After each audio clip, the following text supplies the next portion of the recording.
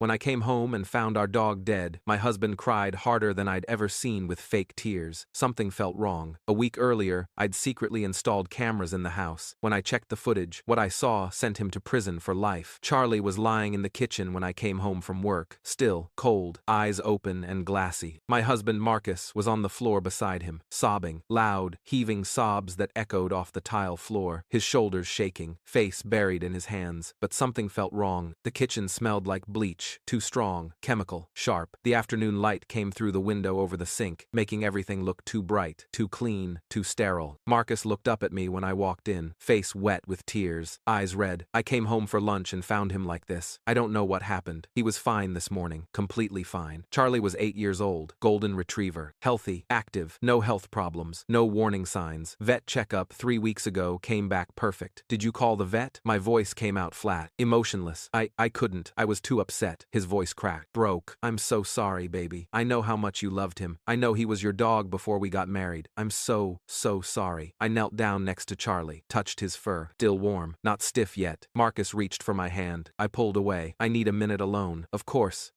Take all the time you need. I went upstairs to the bedroom, closed the door, locked it, sat on the edge of the bed. Something was wrong, very wrong. The sobbing had been too loud, too performative, the bleach smell too strong, the kitchen too clean for someone who'd just discovered their dog dead. And Marcus had never liked Charlie, tolerated him, complained about the hair, the vet bills, the early morning walks. Your dog, he always called him. Never our dog. A week earlier, I'd installed security cameras, hidden ones, small ones that looked like everyday objects. Not because I suspected anything with Charlie, because of Marcus. Small things had been adding up. His phone always face down on the table. Late nights at the office, new cologne I didn't recognize, texts that made him smile in ways I hadn't seen in months, suspicious credit card charges. I thought he was cheating, so I'd bought cameras online, tiny ones. I'd put one in the living room disguised as a smoke detector, one in the kitchen disguised as a phone charger plugged into the outlet by the coffee maker, one in the bedroom disguised as a digital alarm clock. He'd never noticed, never looked twice. Now I pulled out my phone with shaking hands, opened the security camera app, went to today's footage. Kitchen camera, fast-forwarded to this morning. The footage played. I leave for work. Marcus waves from the front door, smiling. Normal morning. Marcus in the kitchen, making coffee, whistling, scrolling his phone. Charlie's tail wagging, begging for breakfast. Then, Marcus opens the cabinet under the sink, the one where we keep cleaning supplies, pulls out a small box, green and yellow packaging, rat poison. My stomach dropped. My hands went cold. He opens Charlie's food container, pours kibble into the bowl, then opens the rat poison box, sprinkles powder on top of the kibble, mixes it thoroughly with his finger, making sure it's distributed evenly. Then he calls Charlie over. Here, boy, breakfast. Charlie eats eagerly, tail wagging, trusting. Marcus watches, sips his coffee, scrolls his phone, completely calm. I kept watching, every second, couldn't look away. Charlie starts getting sick around 45 minutes later, vomiting in the corner, shaking, whining, confused. Marcus sits at the kitchen table, scrolling his phone, drinking coffee, occasionally glancing over, waiting. Charlie collapses just before noon, convulsing, then still. Marcus sets down his phone, walks over, checks Charlie's pulse with 2 fingers on his neck, waits, checks again. Then he stands up, gets cleaning supplies from under the sink, bleach, paper towels, rubber gloves, wipes down the counter, the cabinet handles, the food bowl, everything, methodically, carefully, throws the rat poison box, the food bowl, everything into a black trash bag, takes it outside to the big garbage bin in the garage, comes back empty-handed. Then he stands in the kitchen, looks at Charlie's body, and practices crying. I watched him practice, fake sobs, face contorting, checking himself in the reflection of the microwave door, adjusting his expression, trying different levels of intensity. He did it 3 times before he got it right, before it looked real enough, believable enough. Then he pulled out his phone, texted me. My phone buzzed on the nightstand with his message. Come home. Emergency. It's Charlie. I sat there on the bedroom floor for 20 minutes, watching the footage over and over, making absolutely sure, making sure I wasn't seeing things, making sure it was real. It was real. Then I went back downstairs. Marcus was still on the floor next to Charlie, head in his hands, playing the devastated husband, the grieving dog owner. I'm going to bury him in the backyard, he said quietly without looking up, under the oak tree by the fence. He loved that spot. Used to lie in the shade there every afternoon. Okay. Are you okay? He looked up, studying my face, searching for the right reaction. No, but I will be. He stood up slowly. You're being really calm about this. I'm in shock, I think. It hasn't hit me yet. He nodded, seemed to believe it. I'll take care of everything. You don't have to do anything. I'll handle the burial. I'll call the vet. Everything. Thank you. I went back upstairs, locked the bedroom door again, made 3 phone calls with shaking hands. First, to a criminal defense lawyer my friend had used for her divorce. Left a voicemail explaining the situation. Animal cruelty, premeditated, video evidence. Second, to the police non-emergency line. I need to report a crime, animal cruelty. I have video evidence. My husband poisoned our dog. They said they'd send officers in the morning. Told me not to confront him, not to let him know I knew, to act normal, to be safe. Third, to my sister. I need you to come get me tomorrow morning early. Pack a bag tonight. Don't ask questions yet. Just trust me. The next morning, I played normal, like nothing was wrong. Made coffee in the kitchen where Charlie had died. Made toast. Sat across from Marcus at the breakfast table like every other morning. He looked tired, drained, still playing the part. I've been thinking, he said, picking at his toast. Maybe we should get another dog. Not right away. In a few months. When you're ready. I know it won't replace Charlie, but it might help. Having another dog around the house. Maybe. I sipped my coffee. Why did you do it? He froze. Fork halfway to his mouth. What? Why did you kill him? His face went completely white, then flushed red. What are you talking about? I didn't. Charlie died naturally. I found him. I have cameras, Marcus. Hidden security cameras. I installed them last week. I saw everything. The kitchen went completely silent. Just the hum of the refrigerator. The tick of the wall clock. He stared at me. Then his eyes moved around the kitchen, landing on the phone charger by the coffee maker. The one that wasn't actually a charger. You're insane. You're grieving, and you're not thinking straight. Rat poison from under the sink. You mixed it with his food. You watched him die for over an hour. Then you practiced crying in the microwave reflection 3 times before you got it right. His jaw clenched. His expression shifted, changed, the mask falling away. The grieving husband disappearing. Why? I asked again, voice steady. Why did you do it? He leaned back in his chair, crossed his arms. Different person now. Cold. He was expensive. Vet bills every month. Premium dog food. Grooming. Boarding when we travel. Always in the way. Always needing attention. You cared more about that dog than you cared about me. So you killed him. So I solved a problem. He said it matter-of-factly, like it was reasonable, logical. The words hung in the air between us. I stood up, grabbed my purse from the counter. The police are coming. They'll be here in about 10 minutes. I already gave them the footage last night. Emailed it directly to the detective. You what? And I pulled the rat poison box from the trash. Last night after you went to bed. Your fingerprints are all over it. It's in a plastic bag in my car. Evidence. He stood up fast, chair scraping loudly against the tile. You can't do this. I already did. It's just a dog. It's just an animal. It's animal cruelty. Premeditated murder of a pet. I talked to a lawyer last night. With the video evidence and the physical evidence, you're looking at felony charges, jail time. His face twisted with rage. You're going to ruin my life over a dog? You took his life. I'm just making sure everyone knows exactly who you really are. Sirens in the distance, getting louder. Marcus grabbed his car keys from the counter. I'm leaving. You can't stop me. They're already at the end of the driveway. The lawyer told me you'd try to run. Police have been parked there since 6 this morning. Waiting. He ran to the window, looked out. 2 patrol cars blocking the driveway. Officers standing outside their vehicles. The sirens got louder, closer. He turned back to me, face desperate now, panicked. Please, please, we can work this out. I'll get help. I'll see a therapist. I'll make it up to you. I promise. Knock at the front door. Hard. Official. I walked past him, through the living room, opened the door. Marcus Chen, the officer, looked past me into the house. That's him, in the kitchen. They came in. 3 officers, 2 men and a woman. Read him his rights while he stood there in his pajamas, cuffed his hands behind his back. He stared at me the whole time. This is insane. You're insane. You're ruining our lives over a dog. I didn't say anything, didn't react, just watched them walk him out the front door, down the driveway, into the back of the patrol car, watched the car drive away, lights flashing, no sirens now. Then I closed the door, locked it, put the chain on, walked through the house to the back door, out to the backyard, to the oak tree by the fence where Charlie loved to lie in the shade every afternoon. The grass was soft, the morning sun coming through the leaves. I knelt down and started digging. The trial took 4 months. The footage made headlines, local news, then national. Man poisons dog, practices fake tears and reflection. Social media exploded, people outraged, death threats to Marcus, his face everywhere. His lawyer tried to argue temporary insanity, mental health crisis, extreme stress. The jury didn't buy it. The video was too clear, too damning. Guilty on all counts. Animal cruelty, fraud, evidence tampering, maximum sentence, 3 years in state prison, permanent record, banned from owning animals for life. I testified at the trial, sat on the witness stand, played the entire video in court for the jury, every second of it. Marcus's mother cried in the gallery. His father left halfway through the video, couldn't watch. When the verdict came in, Marcus looked at me across the courtroom, eyes empty, defeated. I looked back, held his gaze. Then I stood up, picked up my purse, walked out of the courtroom, never looked back again.